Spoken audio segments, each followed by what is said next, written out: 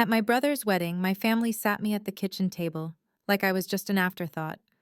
In that moment of quiet humiliation, I made a choice. I canceled the $20 million deal my company had with them.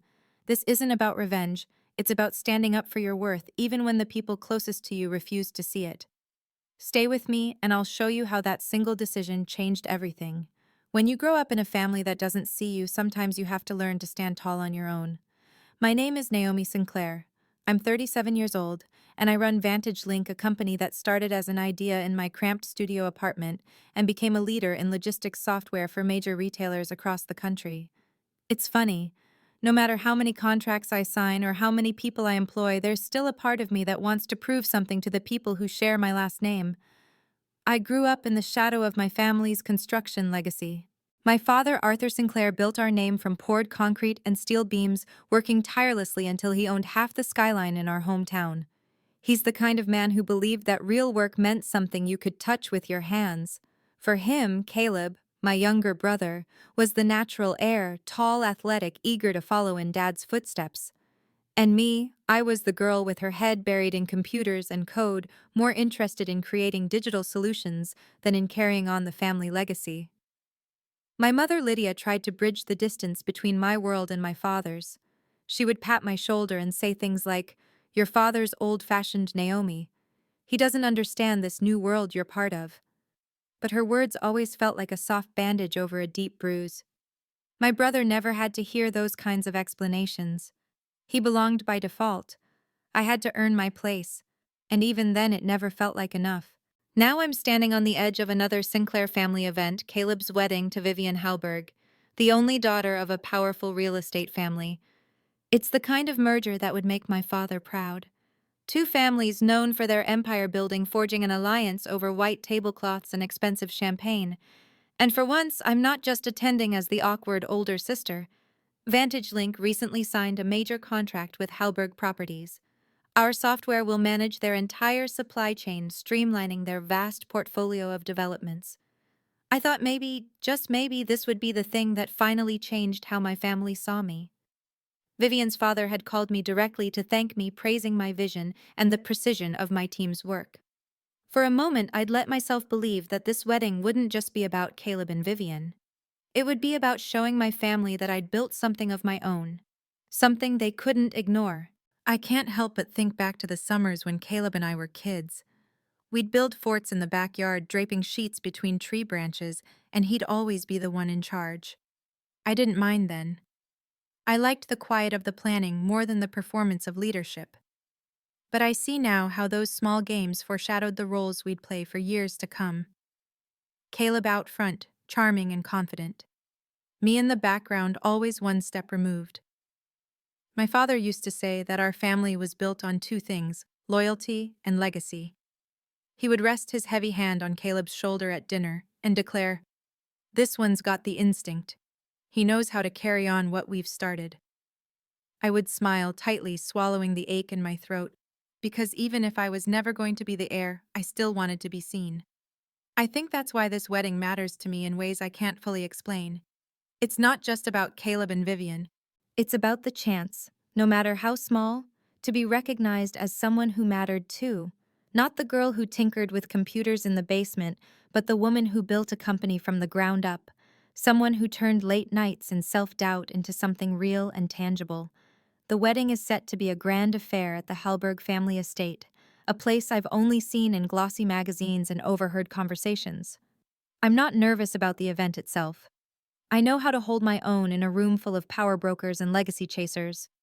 What I'm nervous about is that old familiar feeling, the possibility that no matter what I've accomplished, I'll still be the girl they forget to mention.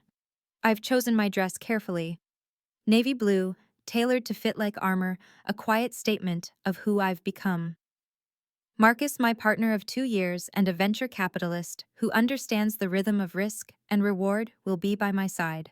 He doesn't know the weight this day carries for me, at least not fully, but he knows enough to hold my hand a little tighter when my voice falters. As I pack my overnight bag, I find myself pausing over a small box tucked in the back of my drawer. Inside are old family photos, holidays and milestones, where I'm always off to the side, half in the frame. I tuck it back, reminding myself that today isn't about those memories. Today is about the woman I've become and the seat I've claimed for myself in a world that once told me I didn't belong. I whisper the words to myself like a promise. I'm not here to take a seat at someone else's table. I'm here to remind them that I built my own. Growing up, the woods behind our house were my refuge. Caleb and I would run through the pines and maples until our shoes were slick with mud and our hair smelled of rain. He was always the brave one, eager to leap from fallen logs and swing across the creek on an old rope. I followed behind, careful and steady, making sure he didn't fall. Even back then, I was the caretaker, more worried about keeping Caleb safe than about getting my own feet wet. It was a role I didn't choose, but one that seemed to be assigned to me from birth. My father would watch from the back porch, coffee in hand, his gaze fixed on Caleb's daring leaps. That's the spirit he'd call out. You're going to be a leader one day. He never said that to me. Instead, he'd pat my head when we came back in, drenched and breathless, and say, "Good job watching out for your brother." At family parties, that same dynamic played out over and over. Caleb's soccer trophies lined the shelves in our living room. His college acceptance letter was framed on the wall like a testament to the family name. My accomplishments, science fair wins, debate team victories, even my scholarship to MIT, were mentioned only in passing, overshadowed by whatever new milestone Caleb had reached. I learned early how to fade into the background, how to let the conversations swirl around me without demanding space for my own voice. It wasn't that I didn't try to be part of their world. When I was 22, freshly graduated and full of ideas, my father offered me a job at Sinclair Construction, an administrative role tucked behind a desk. He said it was a good way to learn the business, but I knew it was just a way to keep me out of sight. So I turned it down. I wanted to build something that was mine, not an extension of someone else's dream. Starting VantageLink was equal parts thrilling and terrifying. My first office was my living room, where my coffee table became a desk and my couch a makeshift bed.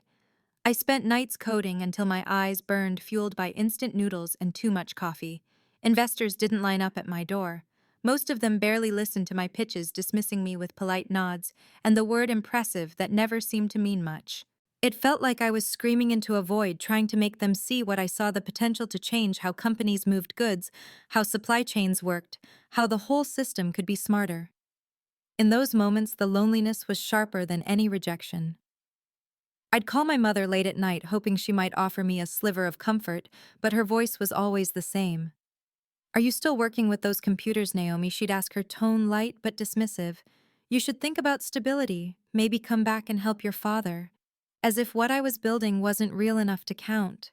What she didn't understand, what none of them understood, was that the hardest part wasn't the long hours or the empty bank account.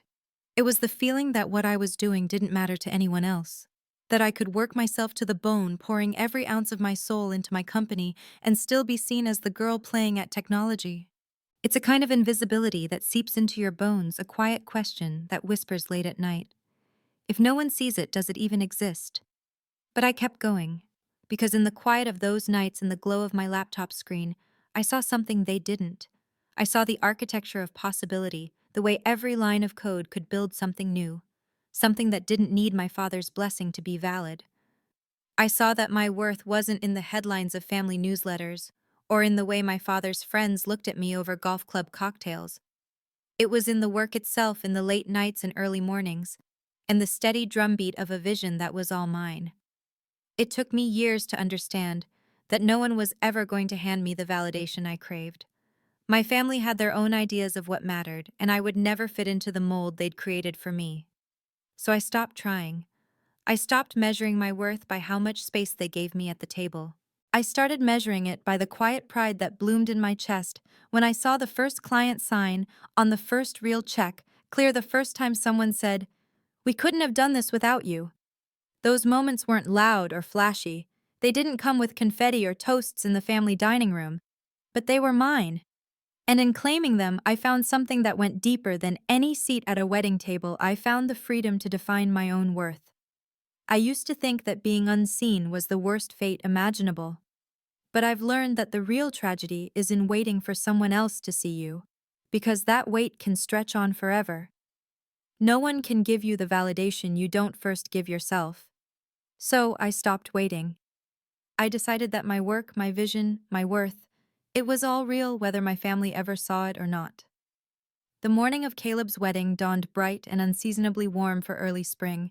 I woke up before the sun, the air in my small hotel room feeling close and heavy. My navy blue dress hung on the back of the door, pressed and perfect. I'd chosen it with care, knowing exactly how I wanted to present myself, elegant, composed, and impossible to ignore. I told myself it wasn't about proving anything, but of course it was. In some quiet part of me, I still believed that if I showed up looking every inch the woman I'd become, if I looked powerful and sure, maybe, just maybe, they'd see past the girl they'd always wanted me to be. Marcus arrived at my room with coffee and a reassuring smile. He looked impossibly handsome in his tailored suit, his easy confidence a balm against my nerves. "You look stunning," he said, brushing his thumb across my cheek.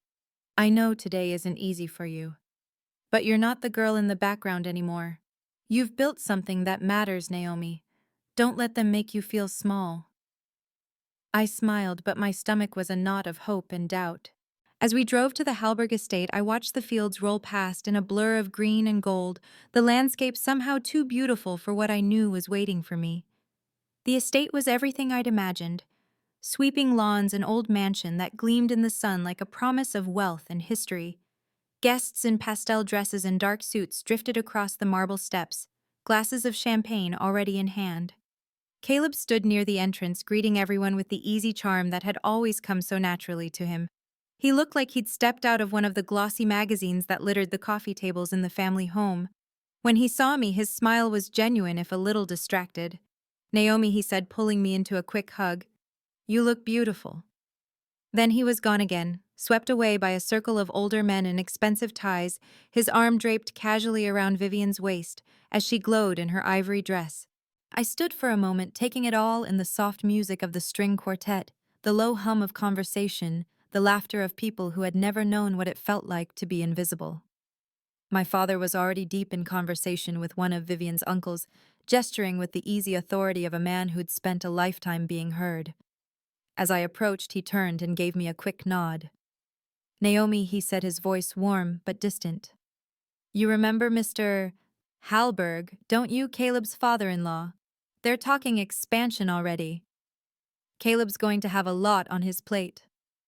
I nodded, offering a polite smile, but inside I felt that old ache in my chest. There was never any question of whether Caleb could handle it, no hesitation in the way they spoke about his future. My role in this new alliance, if they thought of it at all, was incidental, a footnote in the family history. I introduced Marcus then, hoping his presence might shift the conversation.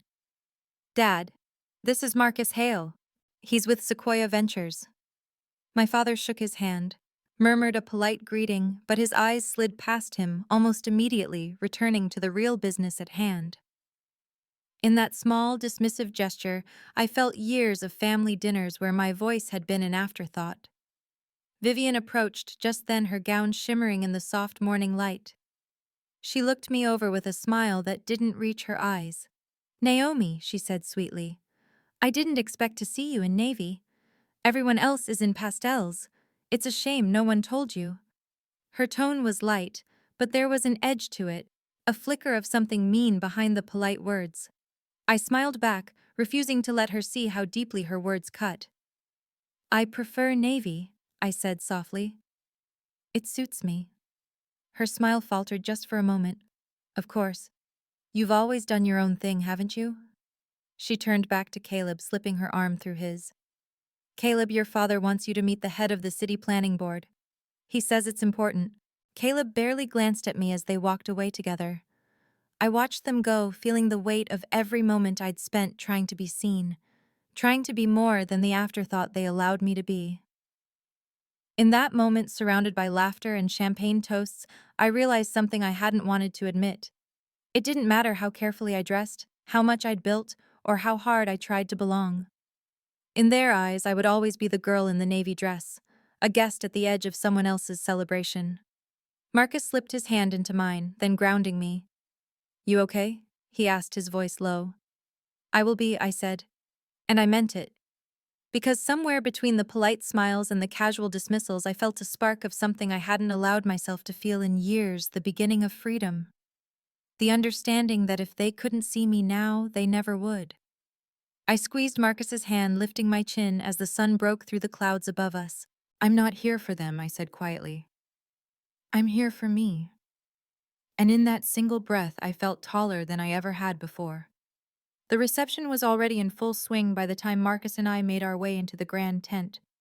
The air was heavy with the scent of white roses and expensive perfume, laughter rolling in waves from the tables where crystal glasses caught the light. A wedding planner with a clipboard and a tight smile approached us at the entrance. "Naomi Sinclair +1," she asked, scanning the list on her tablet. Her brows furrowed for a moment, and she tapped the screen a few times. "Ah, yes. You're at table.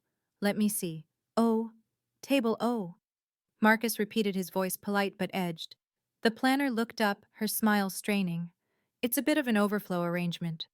We've had an unexpected number of VIP guests arrive last minute." I felt the familiar weight settle in my chest, but I didn't flinch. "That's fine," I said calmly, though inside I could already sense what was coming. She led us down a side corridor away from the clinking of glasses and the swirl of laughter. My heels clicked on the tile each step, an echo of every moment I'd been pushed to the edges of my own family's life. Marcus's hand was warm at the small of my back, but I could feel the tension in the way his fingers pressed against my spine. When the door swung open, I saw it for what it was. Immediately, a small round table hastily draped in a white cloth shoved into a corner of the kitchen. Chefs and servers bustled past, too busy to notice us standing there, the air thick with the scent of roasted meats and fresh bread. Marcus's face hardened. "This is a mistake," he said, turning to the planner. "We're not sitting in a kitchen." The planner gave a quick, nervous smile. "It's just temporary, sir.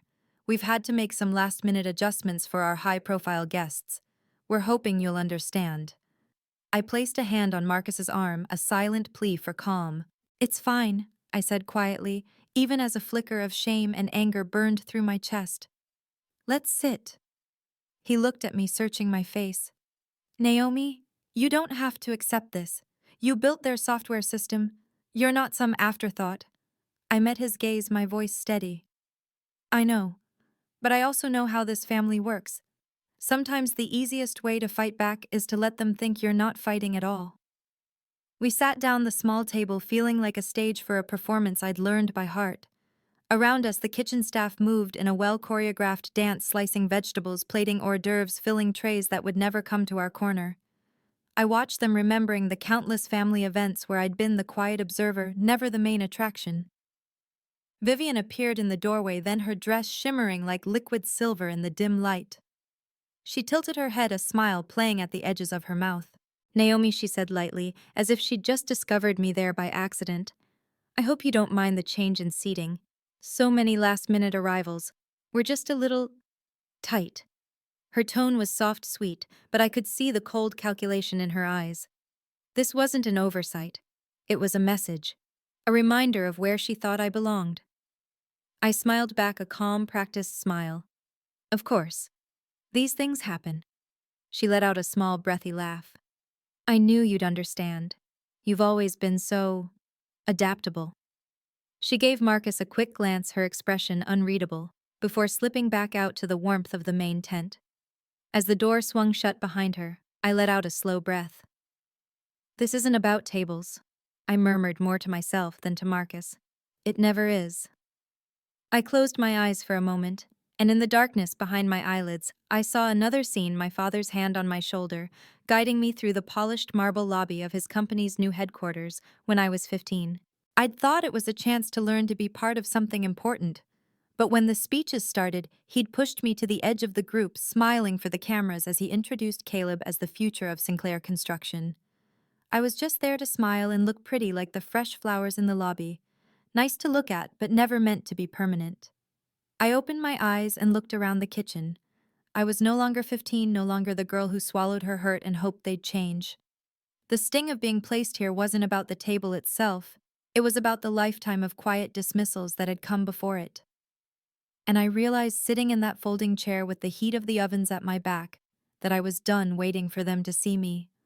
Marcus reached across the table, his fingers warm as they curled around mine. "You don't deserve this," he said quietly. "I know I said my voice calm, but I'm done proving my worth to people who refuse to see it." For a moment we sat in silence, the clatter of pans and the hiss of steam filling the spaces where conversation should have been. I felt something settle in my chest, a strange sort of peace, clear and cold. They could push me to the kitchen, but they couldn't take away what I'd built, or the woman I'd become. I lifted my chin, looking past the chaos of the kitchen to the sliver of the reception I could see through the small window in the door. The music played on, the laughter rose and fell like a tide. But I didn't feel left out anymore. I felt like I was exactly where I needed to be to see everything clearly. "I'm not here to be included," I said softly. "I'm here to see the truth." I sat at that small kitchen table for a long moment, the clatter of dishes and the low murmur of the staff washing over me.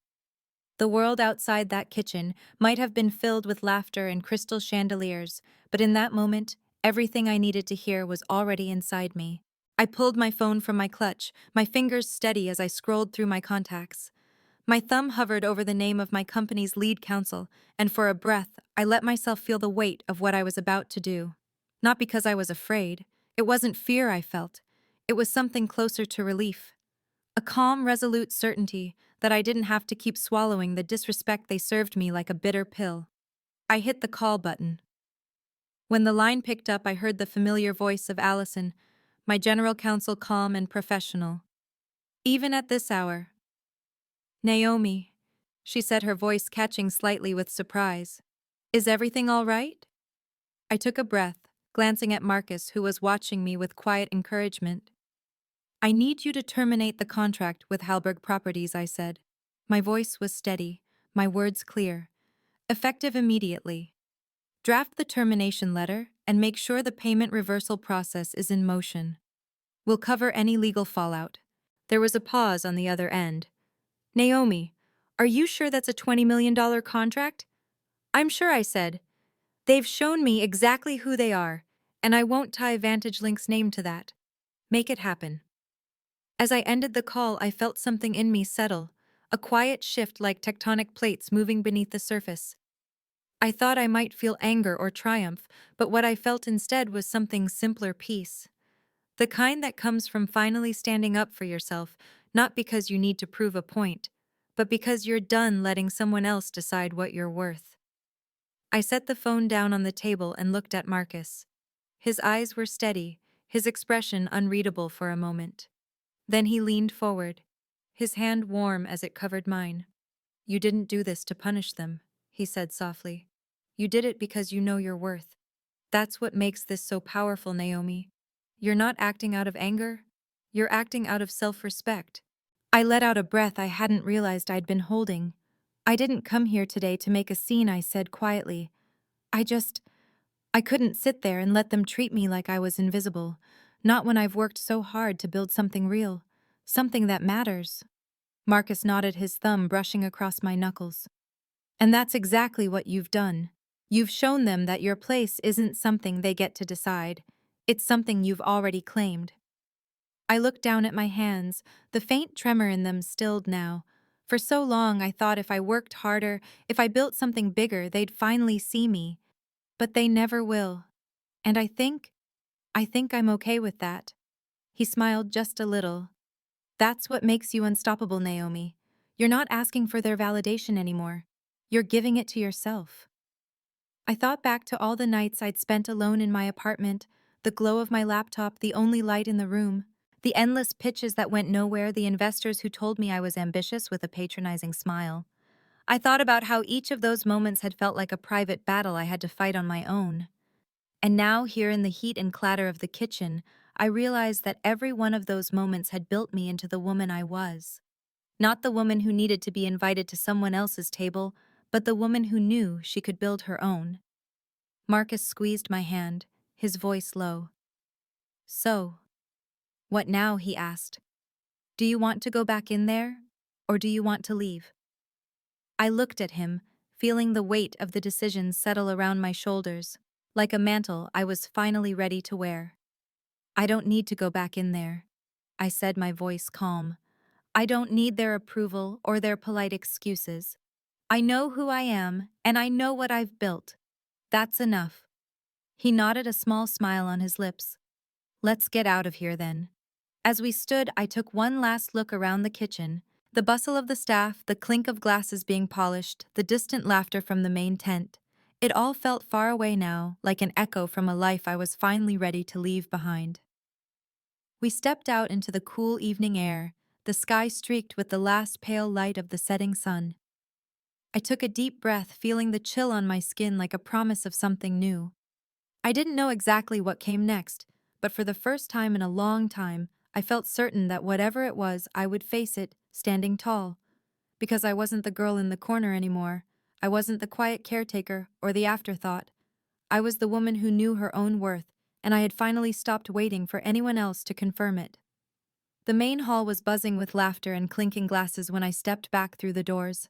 The music from the string quartet filled the air, weaving around the voices of people who'd never known what it felt like to be invisible. I felt every eye turn toward me as I moved through the crowd, my heels tapping out a steady rhythm that felt almost like a heartbeat. I didn't hurry. I didn't need to. Each step felt deliberate, measured, like I was reclaiming every inch of space they'd always told me wasn't mine. At the head table, Caleb sat with Vivian and her family, surrounded by the people who'd been invited to witness his new life. My father stood near them, deep in conversation, his hand gesturing in that confident way that had always felt so unreachable to me. Vivian caught sight of me first, her smile faltering as she watched me approach. When I reached the table, I paused. My father's laughter faded as he turned to me, his expression shifting from confusion to annoyance. "Naomi," he said, his tone tight. "What are you doing back here? You should be with your seat." I looked at him calmly, then at Caleb, whose smile had frozen on his lips. "I came to tell you something," I said, my voice steady and clear. "The contract with Halberg Properties. It's been cancelled. Effective immediately." The silence that followed was almost physical, a hush that fell like a stone into a still pond. Caleb's eyes widened, his mouth opening and closing without a sound. My father's face went red, a vein at his temple pulsing. Vivian's hand tightened on Caleb's arm, her knuckles white. "You can't be serious," my father said, his voice low, but dangerous. "Naomi, this isn't the time or the place." "It's exactly the time," I said, my voice still soft. "This isn't just a contract. It's a statement about who I choose to do business with, and who I refuse to let treat me like I'm disposable." Vivian's eyes flashed, her mouth tightening as she looked away. Caleb looked like he wanted to say something, but the words never came. It didn't matter. I wasn't here to argue or explain. I was here to draw a line. Richard Halberg, who had been listening in polite confusion, leaned forward slightly. His eyes searched mine, and I could see the calculation there, the careful weighing of what this meant for him and his company. For a moment, he didn't say anything. Then he gave a small, almost imperceptible nod. "I see," he said quietly. "You've made yourself clear, Ms. Sinclair, and I respect that." He glanced around the table, then back at me. "It's true, you know. Silence doesn't always mean weakness. Sometimes it means strength that doesn't need to be shouted." My father shot him a look, his mouth pressed into a hard line, but Richard didn't waver. In that moment, I realized he wasn't just seeing me as Caleb's sister or some inconvenient relative. He was seeing me as the head of my own company, someone who could make decisions that had consequences. For the first time in a long time, I felt something settle in my chest. Not triumph exactly, but a quiet, fierce kind of peace. Like I'd finally stopped asking for a seat at their table and started building one of my own. Caleb found his voice, then his tone tight. "Naomi, why are you doing this? Do you have any idea what you're risking?" I met his eyes, and for a moment I saw the boy. He'd been the brother I'd once run through the woods with. "I'm not doing this to hurt you," I said softly. "I'm doing it because I won't let anyone decide my worth for me. Not anymore." His shoulders slumped, and I saw something flicker in his eyes. Maybe regret, maybe understanding. But I didn't wait for him to find the words. I didn't need them. My father's voice was harsh, a hiss that barely carried over the music. "You're throwing away everything for your pride." I shook my head. "No," I said quietly. I'm choosing my self-respect over your comfort, and that's a choice I'm finally ready to make. Marcus stepped up beside me, then his presence steady and grounding. He didn't say anything. He didn't need to. His hand on my back was enough a silent affirmation that I wasn't alone in this, that I never really had been. I turned my gaze back to the room, the chandeliers glinting above the swirl of pastel dresses and polished shoes. The laughter and conversation had begun to rise again, the world moving on, even as the ground shifted beneath us. I realized then that I didn't feel the need to be part of it anymore. I didn't need their approval or their polite applause. I didn't need them to see me, because I could see myself, and that was enough. I straightened my shoulders, a small smile touching my lips. "Enjoy the rest of your evening," I said to the table, my tone soft but unyielding. "I have other places to be." As I turned to go, I felt Richard's eyes on me, a flicker of something like respect in his steady gaze. Vivian looked away, her face pale. Caleb watched me with an expression I couldn't quite read, but I didn't look back. Marcus and I walked out together, our steps in quiet sync. The music grew softer behind us, a distant echo of a world I was done trying to belong to. I wasn't the girl in the corner anymore. I wasn't the afterthought or the caretaker. I was the woman who had built her own table, who had chosen finally to sit at it alone if she had to. And for the first time, that felt like enough. The morning after the wedding was still and bright, the early sun turning the river outside my apartment window into a ribbon of light. I woke up to a message from Caleb. It was short, just a single line asking if we could talk. I stared at it for a long moment, my phone heavy in my hand. Part of me wanted to ignore it, to let the silence speak for itself, but I knew that wouldn't be fair. Not to either of us. When we met later that day, it was in a small cafe near the river, away from the polished marble of the family estate. Caleb looked tired, shadows under his eyes that hadn't been there the day before. He didn't waste time with small talk. "I wanted to say I'm sorry," he said quietly. "I didn't realize how much you were carrying." I watched him for a moment, my coffee cooling between my hands. "I'm not angry with you," I said finally. "But I need you to understand something, Caleb. I didn't do what I did to hurt you, or to embarrass the family. I did it because I couldn't keep pretending that their approval was the only thing that mattered." He nodded, his shoulders slumping a little. "I know. And I get it now. But Dad, he's furious. He thinks you've shamed us all." I let out a breath, steady and calm. "I'm not going to apologize for demanding respect, Caleb. Not anymore." The words tasted unfamiliar on my tongue, but they felt true in a way I hadn't let myself acknowledge before. Caleb sat back, his expression resigned. "I figured you'd say that," he said. "And honestly, I'm proud of you for it. It wasn't an apology and it wasn't approval, but it was something, a crack in the wall that had always stood between us. I took it for what it was and let the rest go." Back at the office, the fallout from the canceled contract was already swirling. Emails and phone calls stacked up in my inbox, some cautious, some curious. But alongside the expected fallout, something else began to happen.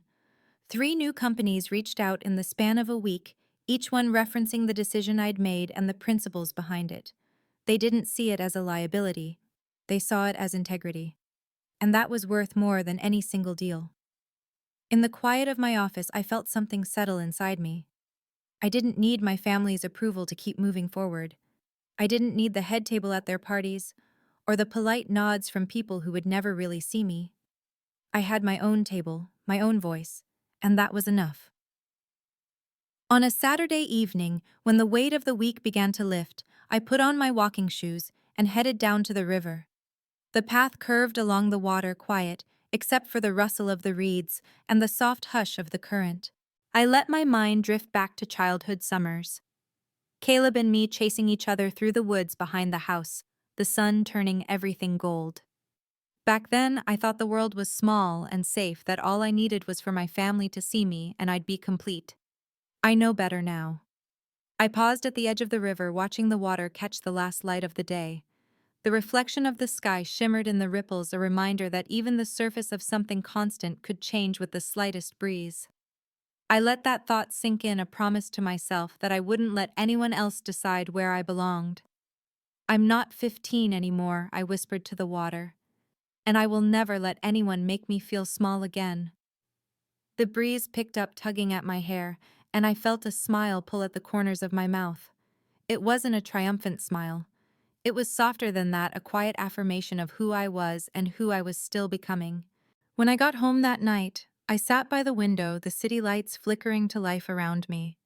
I thought about the road ahead, the deals and deadlines, the people who would doubt me, and the ones who would try to claim my success as their own. But for the first time, I didn't feel like I was bracing for battle. I felt ready. Ready to keep building not just my company, but my own place in the world. And if my family couldn't see that, if they chose to remember only the girl who watched from the sidelines, that was their loss. I knew now that I didn't need their validation to stand tall. My worth had never been in the seat they offered me. It was in every choice I'd made to carve out a place of my own. A week after the wedding, I called my team together for a small meeting at the Vantage Link office. It wasn't the usual strategy session or project update. It was something more personal. The conference room felt intimate, the low hum of conversation fading as everyone settled in around the table. I stood at the head of the room, looking out at the people who had helped me build this company from the ground up. Some of them had been with me since those early days in my living room, when we were just an idea and a handful of half-finished prototypes. Others had joined later, bringing their own vision and drive. All of them in their own way had helped me remember who I was. I wanted to share something with you. I said, my voice steady, not because it's part of a business plan or a growth strategy, but because it's a lesson that took me a long time to learn. I told them about the wedding, about the kitchen table, the choice to cancel the contract, and the quiet strength that had come from finally standing up for myself. I didn't tell the story to paint myself as a hero. I told it because I wanted them to understand that power doesn't come from the approval of others. It comes from the quiet conviction that what you build, what you give your life to matters, no matter who sees it. We spend so much time in this world trying to be seen, I said, trying to be enough for people who will never bother to look closely. But the truth is, we don't need them to see us to be real. We don't need their validation to know our worth. Around the table, I saw heads nodding, shoulders relaxing. It wasn't just my story. In the quiet of that room, it felt like it belonged to all of us. After the meeting ended, I lingered for a moment, watching the team drift back to their work. It felt like a small kind of magic, this sense of purpose, of connection. I realized then that this was the only approval I needed, the knowledge that I was building something that honored the work of everyone in that room. Something that had nothing to do with family legacies or bloodlines and everything to do with the value we chose to create together. That evening, Marcus and I sat on the small balcony of my apartment, the city lights flickering below us like distant constellations. He poured me a glass of wine, his movements unhurried, and then leaned back in his chair to study me. "Do you regret it?" he asked quietly. "Walking away from them, from the table they offered you?" I thought about that for a moment, the question hanging in the cool night air. "No," I said softly. "The only thing I regret is ever believing I needed to ask for a seat in the first place." He smiled, reaching over to brush his fingers against mine. "That's what I admire most about you, Naomi. You didn't just walk away, you walked forward, and you didn't wait for anyone to catch up." I let out a soft laugh, the sound mingling with the hum of traffic below. I guess I finally realized that freedom doesn't come from someone else's forgiveness. It comes from forgiving yourself, for all the years you spent trying to be small enough to fit into someone else's world. The words felt like a quiet revelation, a truth I'd always known but never said aloud. In that moment, I wasn't just telling him. I was telling myself. I was giving myself permission to stop apologizing for who I was.